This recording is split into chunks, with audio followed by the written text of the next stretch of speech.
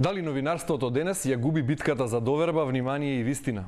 Во време на политичка поларизација, социјални мрежи, дезинформација и вештачка интелигенција, каде е македонското новинарство и каква е иднината на професијата? За статусот на новинарите, за медиумските слободи, како и за новиот кодекс и предизвиците на модерното информирање, разговараме со Билјана Петковска од Македонскиот институт за медиуми и Драган Секуловски од Сдруженијето на новинари Македонија. Почитувани, добре дојавте во студиото на Телма. Добро ве најдовме. Добро утро. Кога денес зборуваме генерално за македонското новинарство, во каква состојба е професијата, што прво ви паѓа на ум? Една генерална оценка. Да, прашањето е малку и филозофско, би рекол, зависи каде очекуваме да биде. Во последниве години би рекол дека имаме скокови, меѓутоа тие скокови се прилично во место. Значи можеме да направиме многу повеќе. Меѓутоа се сеќаваме не така одамна кога и новинарството имаше и посериозни предизвици. На тоа каде, ако сакаме да се изразиме низ бројки, постојат меѓународни кредибилни организации кои што се обидуваат да ги мерат овие трендови. Па така се сеќаваме овој месец кога беше и глобалниот ден на слобода на изразување, тоа беше почетокот на мај. Добро, сакав на почеток само прво што ви паѓа на ум вас, потоа ќе зборуваме во продолжение и за Freedom House, претпоставувам ќе референцирате или за Репортери без граници на неговите извештаи за 2025 каде што се бележи пат. Билјана, ќе го надополните, Драган, нешто на почеток или? Секако. Знаете, денешното новинарство во нашава земја се соочува со предизвици кои потекнуваат од спецификите на нашето поднебје, нашиот општествен контекст, но и голем дел од предизвиците ги дели со глобалната медиумска сцена.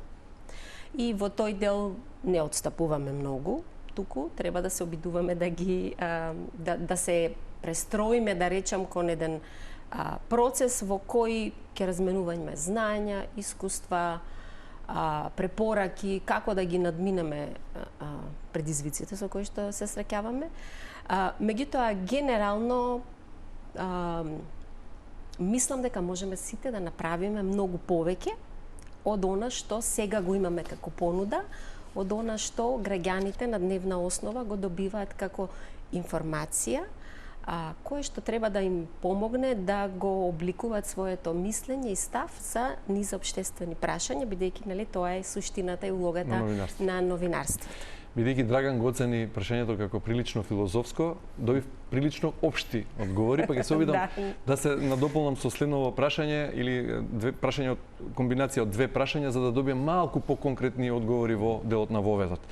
Ако го мериме односот помеѓу македонското општество од една страна и новинарите и медиумите од другата страна, дали гледате релација на доверба и заемна почит или повеќе на замор, на скепса, на негативни чувства?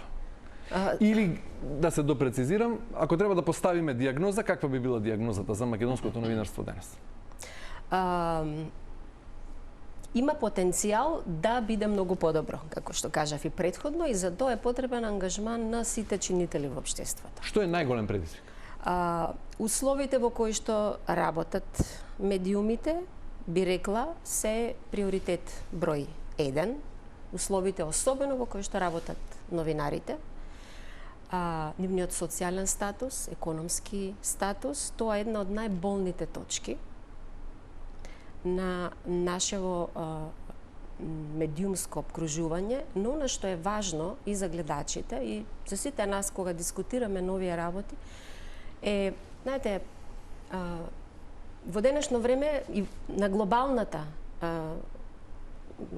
сцена, светска да речем, проблемите се повеќе околу обстанокот на новинарството како такво, а не толку на медиумите, бидејќи медиум е многу поширок поим. Медиум се занимава и со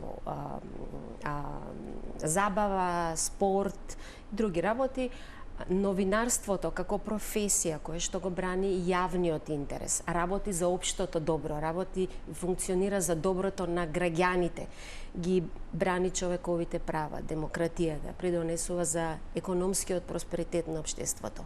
Е нешто кое што е под сериозен напад, би рекла, и глобално.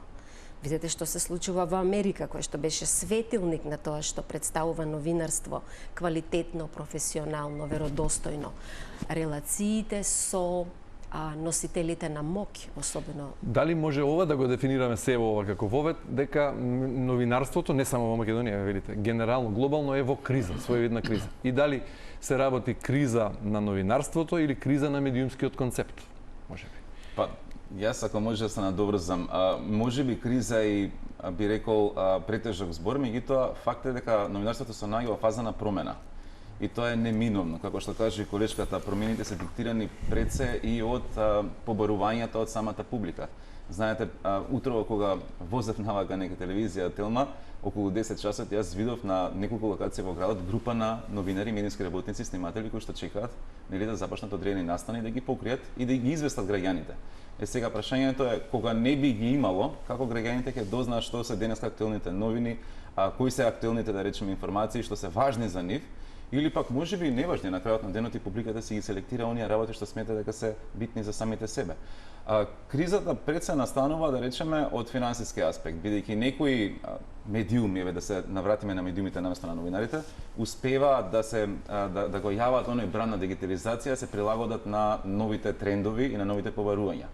Јас искрено многу сакам да читам весници, меѓутоа за жал весниците веќе ги сметаат како се уште се актуелни, се уште покриваат прашања од јавен интерес, многу важни, меѓутоа некако се повикуваат луѓето дека во минатото беа нели како огледало на она што сакаме да го читаме или да се информираме. Сега се уште се присутни и тоа е добро, меѓутоа во предност се ставаат и новите медиуми, затоа што луѓето едноставно претпоставувам живеат и во малку подинамична средина и темпото и времето што недостасува го компензираат со тоа да добијат брзи вести и да се информираат во краток временски интервал. Да, ќе недостига тоа да имаме фејтони репортажи кај што ќе можеме и поопштирни информации да добиеме за одредени теми, меѓутоа од друга страна па не може само да се стави кривицата на новинарите дека тие се во криза и информациите што ги даваат не се доволни за граѓаните. Не е тоа така, бидејќи и самите граѓани на еден начин диктираат отприлика во која насока треба да се движи новинарството. Значи тоа е заедничка кохезија на овој екосистем медиумски.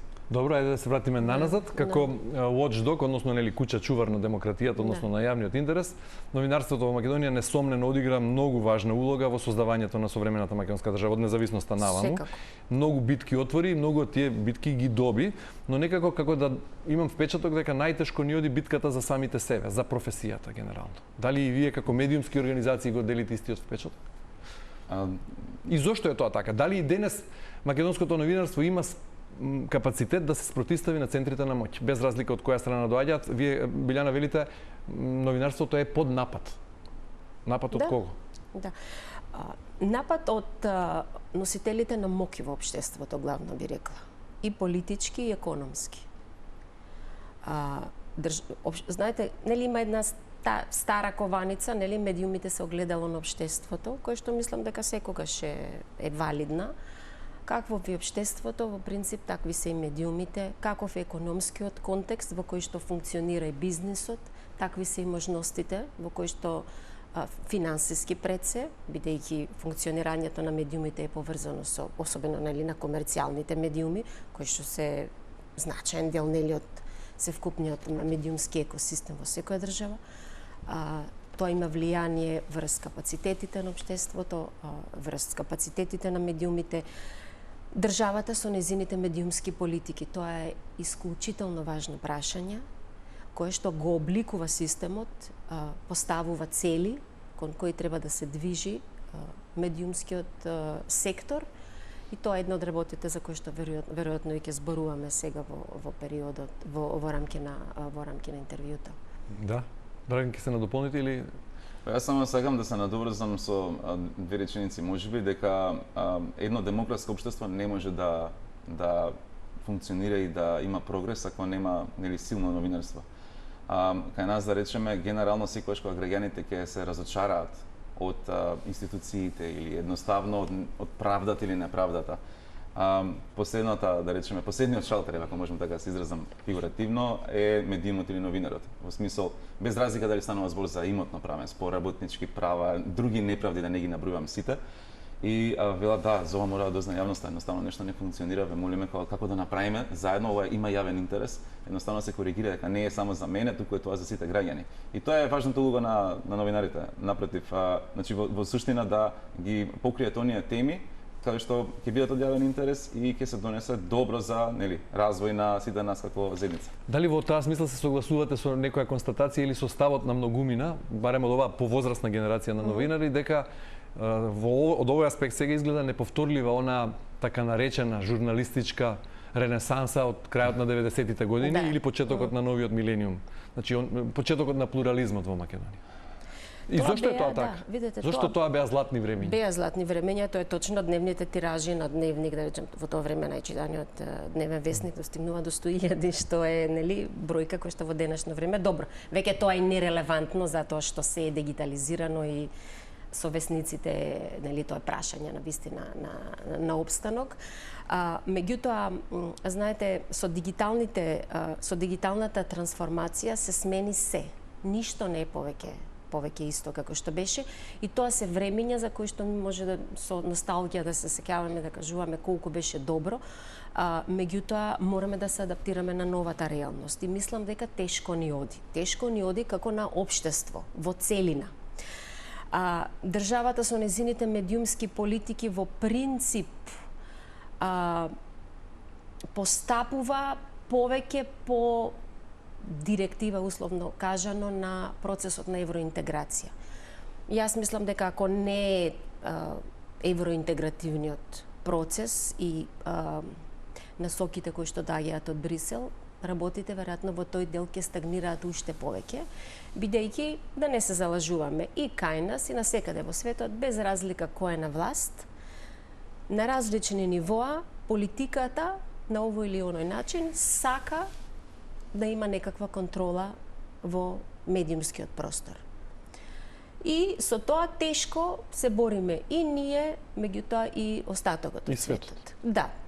Сега постојат и светли примери, оние скандинавци, јас најчесто ги истакнувам, тие се како некаква, нели, ветена земја и таму не е идеално, меѓутоа е далеку подобро свеста и кај граѓаните за заштита на новинарите, заштита на новинарството како услуга што ниме ми е потребна. Всушност во тој контекст и најновата европска регулатива за која ќе зборувам подоцна го дефинира тоа право на граѓанинот да има пристап до веродостојни информации кои што ќе му помогнат да разбере што се случува денеска. Новинарството се работи според одредени стандарди, според одредени правила и отстапување од тие правила не треба да има. Без разлика дали работите на јавен сервис, дали работите комерцијално, дали работите во телевизија, во интернет портал и така натаму. И тука во тој дел ние имаме многу големи и проблеми, меѓутоа и предизвици. Да, велите како цивилизација поминавме низ процес на дигитализација и тоа донесе добри, но и лоши страни и генерално ние како дејност поминавме низ многу технолошки револуции, но суштината на професијата како да остана заглавена во една бавна еволуција со одредени подеми, но уште поголеми падови или како што рече Драган на почетокот, со скокови во место. Значи имаме дигитализација, технолошки напредуваме многу, меѓутоа суштината на професијата не можеме да ја адаптираме на новото време и да ја промениме.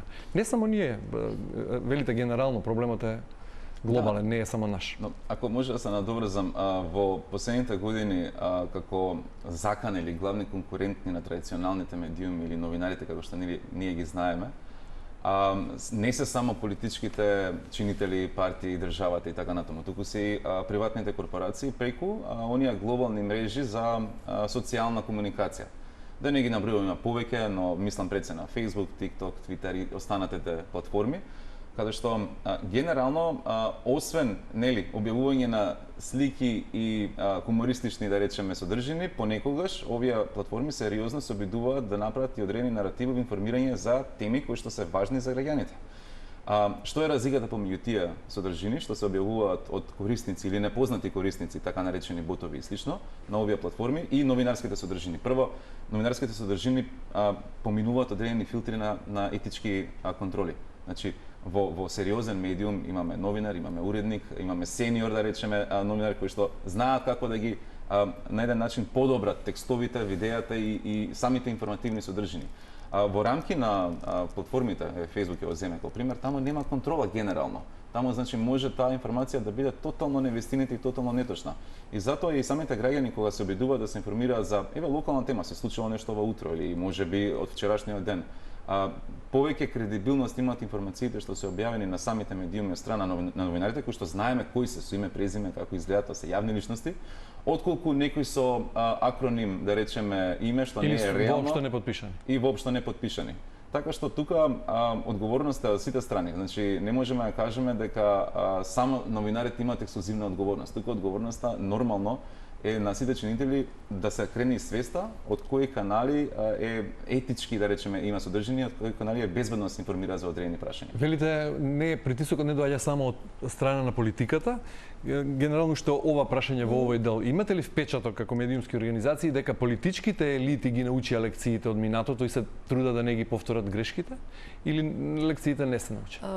Мислам дека целосно не се научени. Меѓутоа, одредени сознанија очигледно се сватени. Имаме уште многу, мислам. Мислам, во тој дел има уште многу да се направи.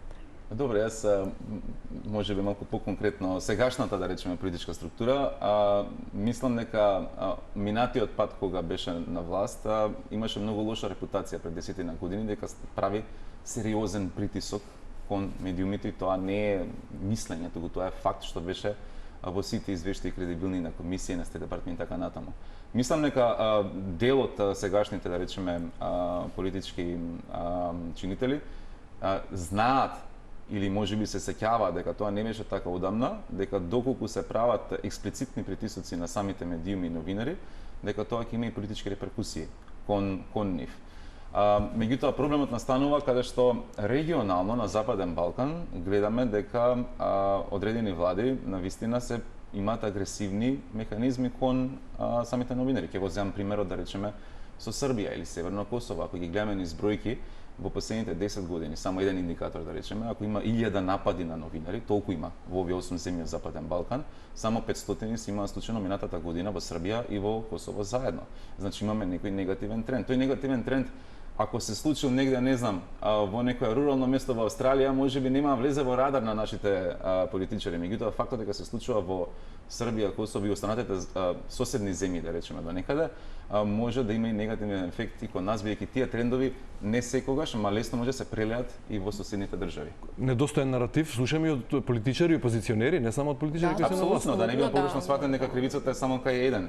И тоа се случува и во Македонија сега. Често на ЗНМ веб страницата користите, односно објавувате соопштенија каде имаме еден непријатен тренд каде што дури опозицијски партии и лидери знаат да бидат агресивни со својот наратив кон конкретни новинари и медиуми. Искрено постои заблуда во медиумскиот сектор и новинарската заедница зошто е тоа така. Дали е за да бидат присутни во, да речеме, одреден наратив или пак можеби тоа е некоја стратегија, но како и да е, значи навреда јавно кон новинар едноставно е некултурно однесување и тоа е навреда кон целиот сектор. Затоа што ако новинарот се однесува со дигнитет, има кредибилитет. Сега не можам да кажам дека сите се така, има во секоја професија има нели негативни примери, меѓутоа третманот што е непримерен кон еден новинар, во основа тоа е и непримерен третман кон самата јавност. Затоа и самите политичари имаат голема одговорност кога јавно комуницираат да се однесуваат достојно кон своите, да речеме, кон новинарите. Ги спомнавте како лоши примери Србија, Косово, ги спомнавме претходно двата најрелевантни извештаи, би рекол Freedom House и Репортери без граници. И на двете чинам дека во 2025 имаме надолен тренд, минимално спуштање. На што се должи тоа? Како го објаснувате ако велите дека тоа не е некој, ја би рекла дека тоа не е значително. Не е загрижувачки. Не, загрижувачки секогаш треба да биде. Не оценуваат како делумно слободна. Да, како делумно слободна во делот на медиумите. Тоа е благ пат оваа година, но секако дека треба да не загрижи, дека треба да го имаме предвид, треба да се осврнеме на заклучоците кои што се истакнати таму во самиот извештај, нели има забелешки дека политичките елити создаваат своји медиумски енклави на некој начин преку кои што ги канализираат своите политики, своите заложби, што и не е далеко од вистината, бидејќи на вистина ние едно објективно мониторирање на содржината на одредени информативни изданија, навистина ќе покажува дека има некогаш навистина одстапување сериозно во делот на непристрасно прикажување на настаните од политички, особено од политичка природа, и тоа не е во согласност со одредбите од Кодексот на новинарите на Македонија. И токму и од овде јас на некој начин би апелирала и политичарите кога сметаат дека одредена медиумска содржина не е согласно стандардите, ги имаат механизмите на Советот на честа во Приздруженијата на новинари на Македонија, Советот за етика, таму седат професионалци од медиумите кои што ги разгледуваат тие жалби од граѓани, од политички партии, секој може да поднесе представка и мислам дека тоа е и најефикасната осуда кога фелата те осудува дека нешто си направил непрофесионално. Бидејќи од дењето на суд, иако е декриминализирана навредата, клеветата, сепак тоа е едно измачување, сега тоа и Драган Занама го работи, тоа слеп тужби, тоа е стратешки тужби против јавно учество. Тоа станува проблем и кај нас, проблем во регионот и пошироко, особено одредени, би рекла, економски мокници, ги користат овие тужби за буквално како новинар да ве малтретираат на суд. Тие добар дел од нив се свесни дека на крајот нема да го добијат од судскиот процес, меѓутоа самото малтретирање е една вистина, едно изживување и нешто што сериозно влијае кај новинарите, може да поттикне утре да се замислите дали ќе се зафатите да работите со некоја сериозна тема, откривање криминали, корупција и така натаму. Добро, спомнавте Кодекс на новинари, сега после 25 години како медиумски издруженија работите на нова верзија. Што треба да се апдейтува во Кодексот на новинари? Што е застарено? Веројатно многу работи, бидејќи 25 години не е апдейтувана. Па добро, да речеме, ова е таа тема каде што Кодексот практично може да помогне на новинарите дополнително да имаат уште повеќе интегритет, со тоа се зголеми довербата пред јавноста.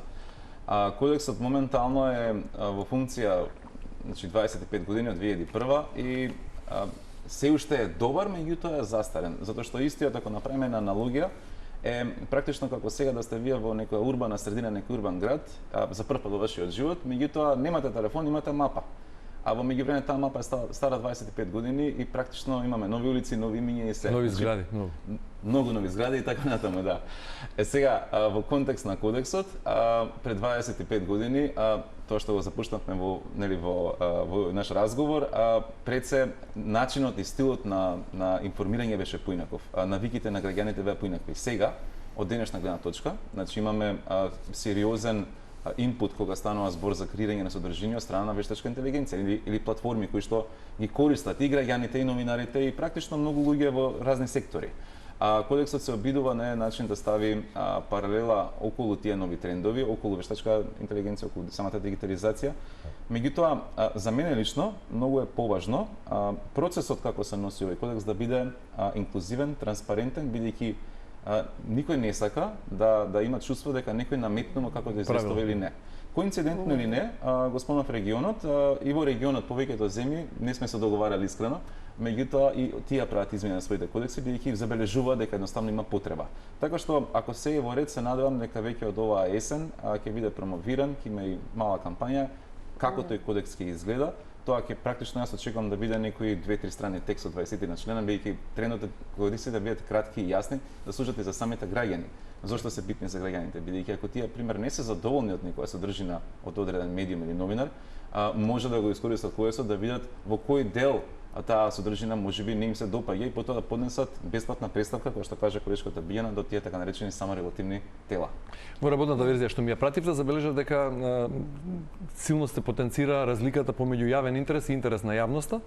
Да. Во тој дел, дали сметате дека новинарите не научија што е интерес на јавноста, а што е јавен интерес, или пак свесно по сензација, по пожелба, по трка за кликови, некогаш тие работи не се внимаваат и се мешаат? Повеќе во вториот дел од вашето прашање, таму е одговорот.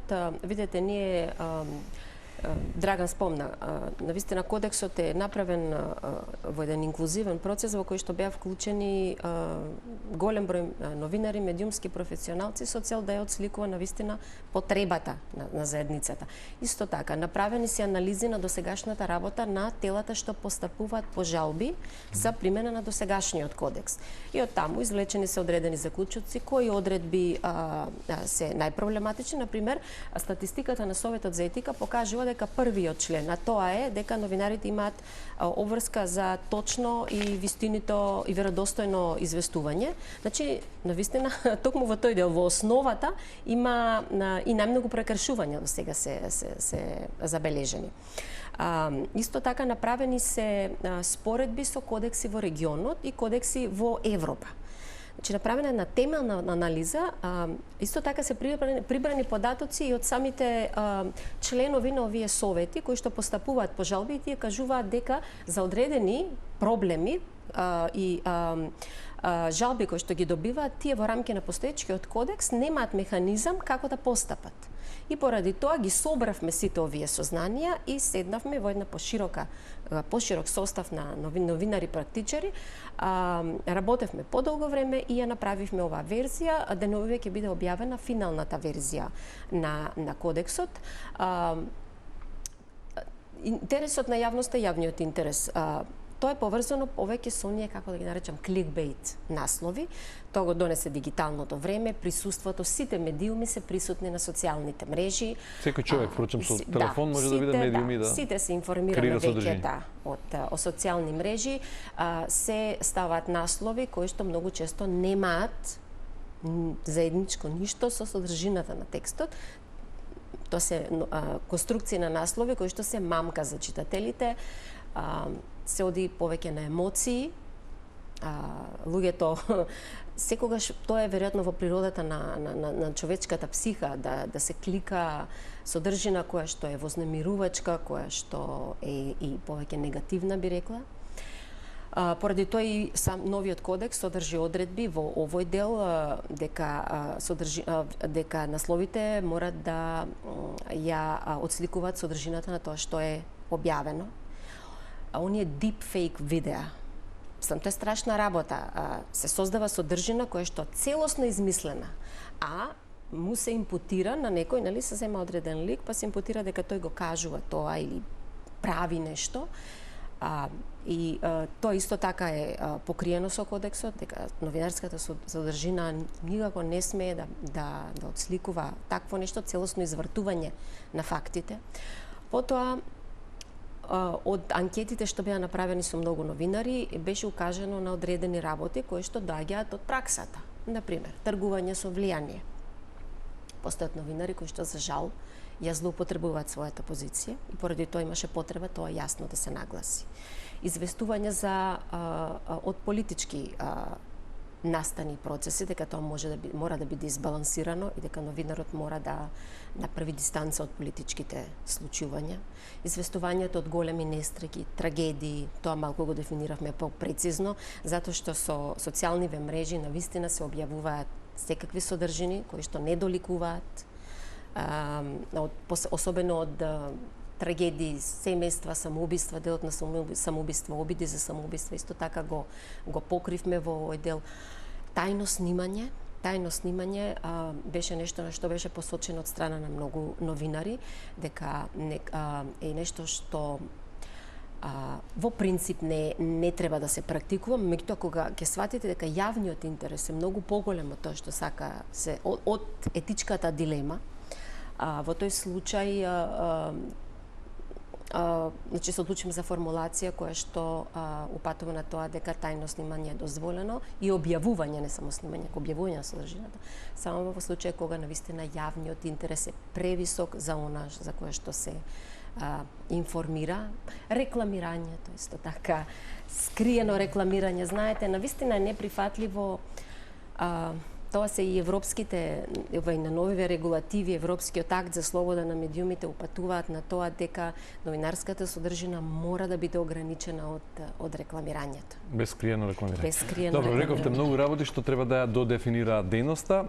Во јануари годинава направивте една конференција на која имаше представници од Европската унија и од други меѓународни новинарски здруженија, и пошто заклучивте дека е неопходна соодветна медиумска стратегија за развој на медиумската сфера во согласно со европските стандарди, како и на постојано унапредување на социоекономскиот статус на новинарите и на медиумските работници, што подразбира подобрување на услови за работа, правна заштита, зголемување на платите и уредување на работните договори. Што значи ова? Всушност, потребата од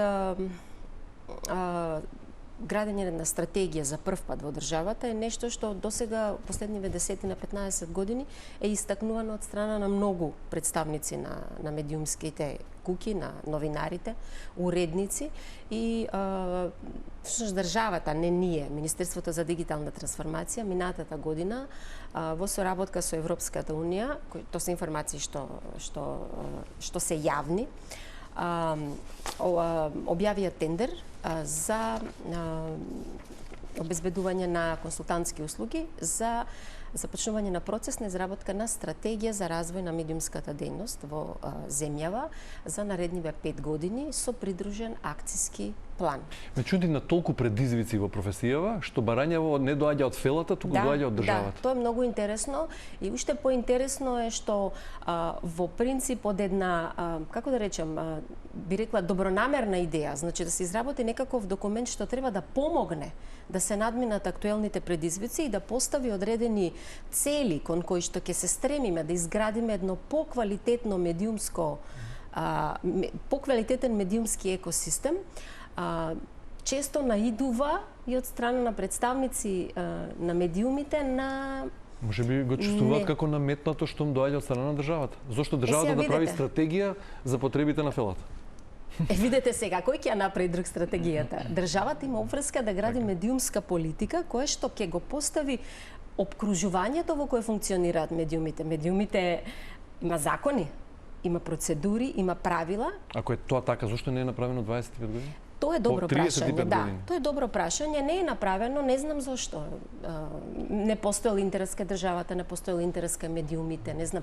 Јас се надевам дека во овој процес на евроинтеграција, кој што силно го поддржувам, дека можеби ќе помогне и со усогласување на одредено медиумско законодавство кое што доаѓа од Брисел, тоа е релативно ново законодавство, особено Европскиот акт за слобода на медиумите, кој што повторно ќе потенцирам, ја нагласува потребата државите членки на Европска унија и аспирантите за членство да им обезбедат на граѓаните пристап до релевантни, точни, веродостојни информации. И за прв пат Европската унија го поставува правото на граѓанинот да биде квалитетно информиран на едно многу високо ниво.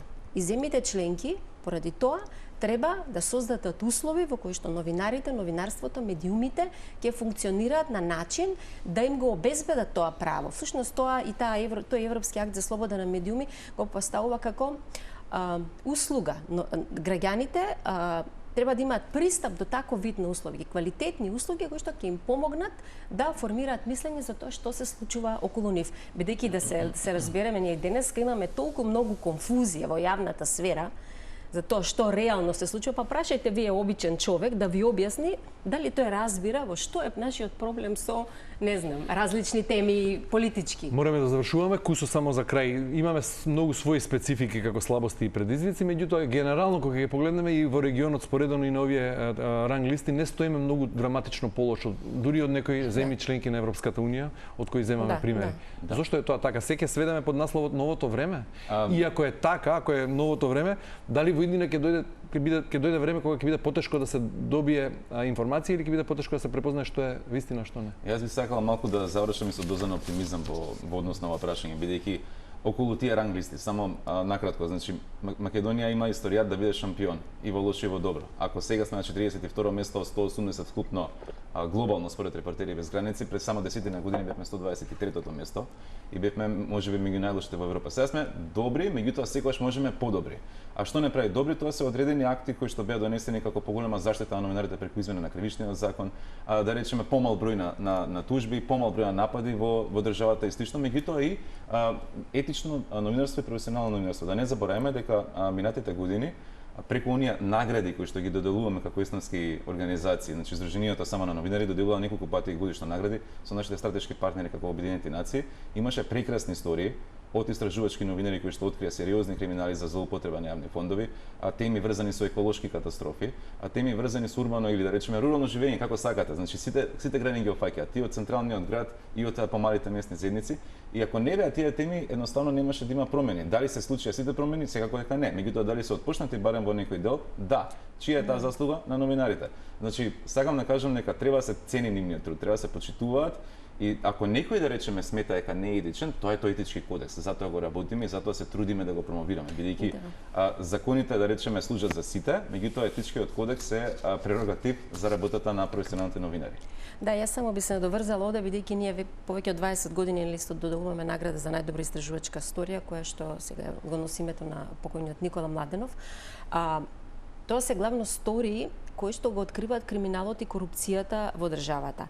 И бидејќи често сум член во комисијата заедно со многу други колеги, знаете кога ќе седнете да ги прочитате сите овие прекрасни истражувања во кои што се открива толку криминал и корупција, во кои што новинарите се изложуваат на толку многу и лично притисоци, опасности и така натаму, и кога ќе видите дека институциите пота, обвинителство, судови, други надлежни институции, речиси да не постапуваат, во тој дел е тоа поразително, меѓутоа затоа не е потребно и граѓаните да ги поддржат новинарите и новинарството во нивната борба за зачувување на општото добро и бранење на тоа што е јавен интерес. Билјана Петковска, МИМ, Драган Сакуловски, ЗНО, ви благодарам за учеството во денешното издање да се каже. Благодариме. Почитувани, вам ви благодарам за вниманието. Останете на Телма и имајте убав ден.